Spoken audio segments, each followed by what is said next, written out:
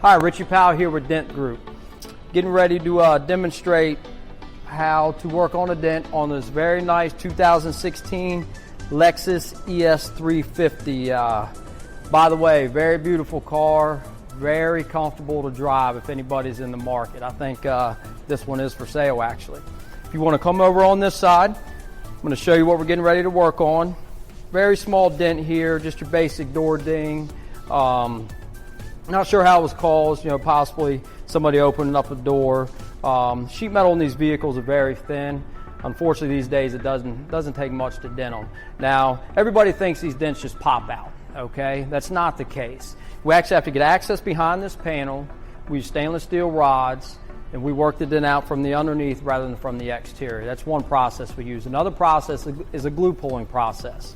But what I'm going to demonstrate real quick is the type of tools we use and how to remove this dent. So these are the tools we use here. What we do is we use these lights, okay? We bring the light close to the dent, it really magnifies and reflects the dent. When you look at these dents outside in the sunlight, you probably can't see them that well. Once we pull them in the shop and use these lights, it really reflects them, and I can literally read the orange peel in this paint.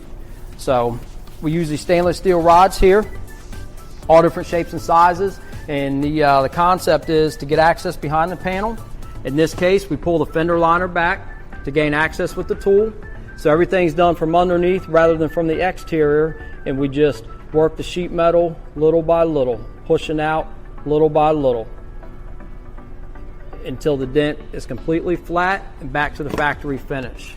I'm not finished with it, obviously. I just wanted to demonstrate. This is definitely a meticulous process. There's definitely an art to it.